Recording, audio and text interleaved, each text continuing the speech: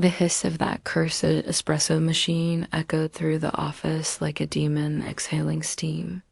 I crawled behind the server rack with a flashlight clenched between my teeth, muttering to myself while a banana from 2 days ago squished in my pocket. Same breaker as the East Wing. HVA learned that the hard way back in the Great Latte outage of 2011. Nobody logged it. Nobody logged anything except me. That morning was routine like every morning had been for 21 years. Me, Miranda, unlocking the doors before dawn with a brass key I'd oiled religiously since 2002, gum left in the sink, sushi rotting in the mini fridge, exploded kombucha dripping down stainless steel. Not in my contract, but who else cleaned it? Who else ever did? I was the invisible glue, the duct tape that held their empire together. Noticed only when something snapped out to a CEO. I was still reception. My inbox carried thousands of unread cries for help from people who couldn't change a toner cartridge to save their lives. And then came Haley, fresh-faced from grad school, flashing teeth and buzzwords. She once asked me where the Ethernet plug went. I told her, sweetheart, same place your job performance is headed. She didn't laugh. I wasn't some Ivy Leaguer in a $1,000 blazer. But I knew that building like I knew my own pulse. Which pipes groaned before a storm. Which thermostat had tantrums when humidity spiked. Where the fuse box sighed like a haunted dollhouse. I'd kept that place alive through floods, power surges, and 3 CEOs worth of terrible decisions. And what did I get? Half-eaten protein bars, misspelled names, and the privilege of being forgotten. Then Monday came. Strategic realignment opportunities, the email read. Corporate poetry for execution. I knew the script, the smile, the folder, the apology that isn't. Haley chirped through her lines with a lawyer by her side.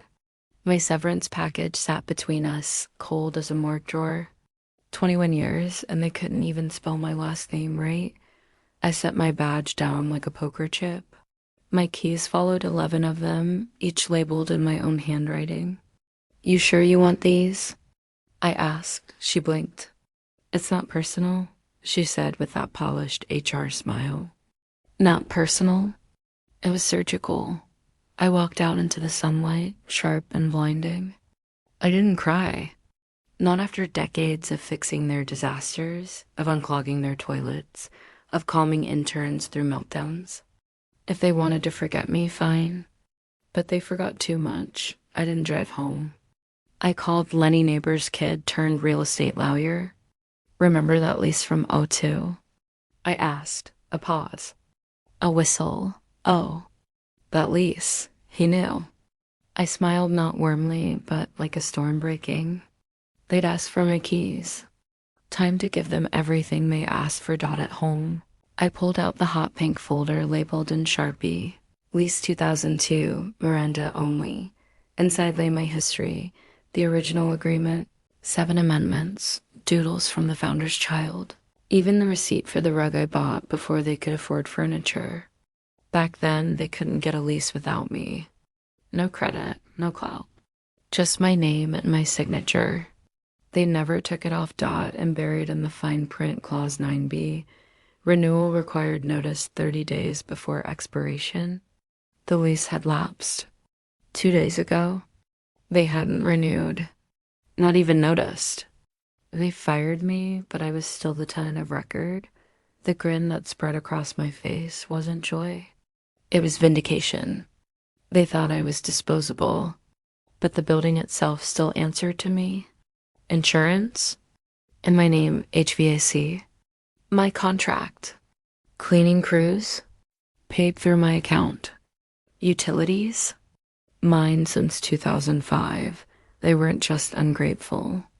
They were squatters. I could have warned them, could have sent a polite reminder, but that's not what they would have done for me.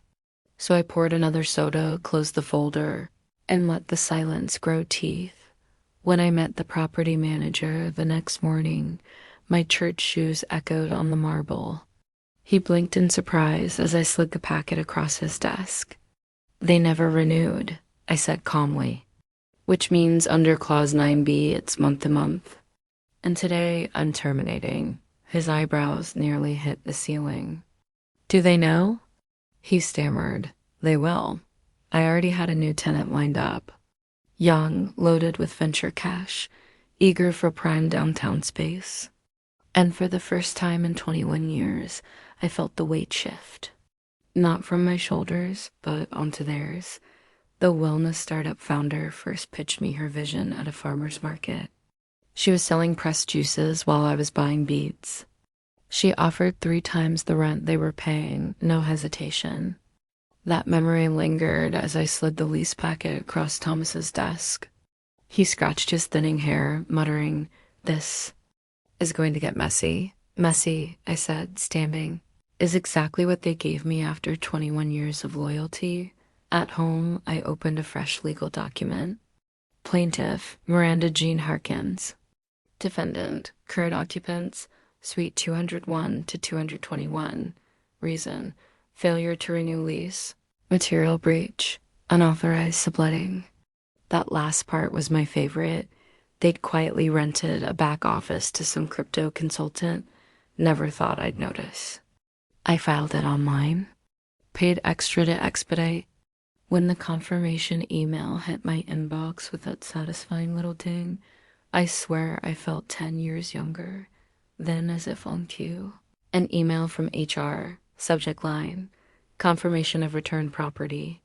Haley, ever the overseer, had looped in half the company.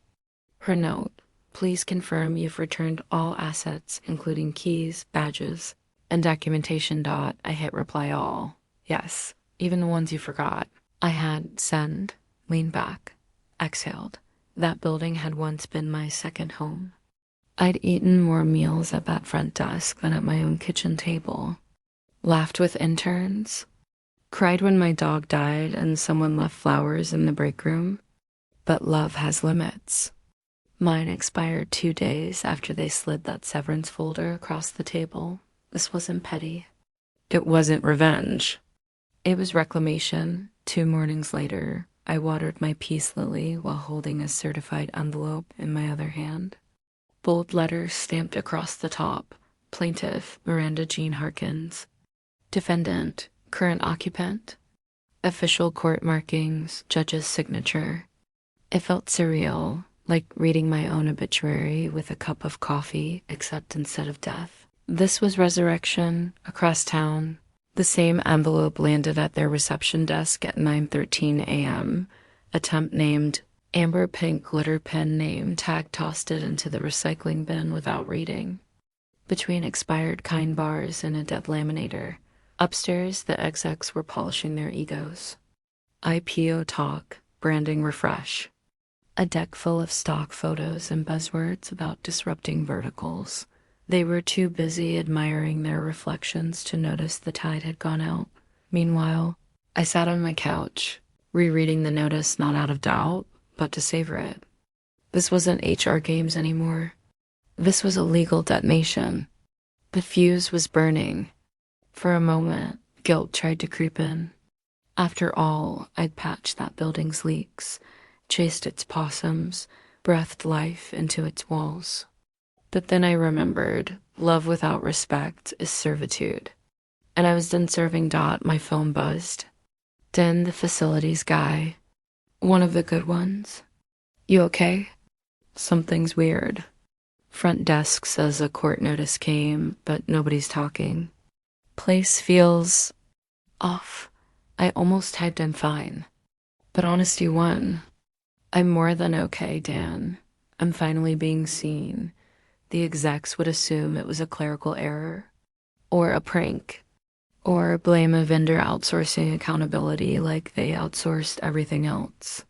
But this time the rope was theirs, the gallows theirs, and the drop inevitable. At Lenny's firm. The air reeked of burnt coffee and ambition. Fake plants everywhere. A motivational poster of a mountain climber who looked seconds from death. Lenny slid the final transfer papers across the table. All you need to do is sign. Outgoing tenant here. Authorizing party there. You sure? I looked at the paper. Incoming tenant, Bloom Pulse Inc., effective August 31st, noon sharp. Rent, triple what they'd been paying. 5-year contract. My name, Miranda Jean Harkins, in bold. No second thoughts? Lenny asked, only that I didn't do this sooner.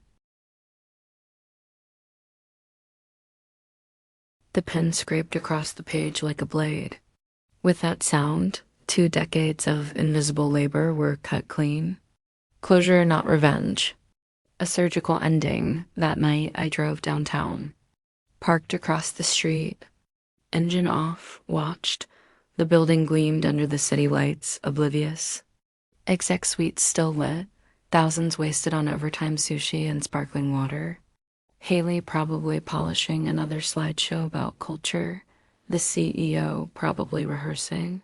Lies with a glass of Scotch Dot, I sipped my gas station coffee and watched the corner office, my old desk. Now some project manager's turf, someone who thought Hiva A meant happy vibes and coffee. I smiled. Not with malice. Not with joy. But with the quiet certainty of someone who knows a freight train is already on the tracks, and the man standing in its path is too busy texting to notice tomorrow morning.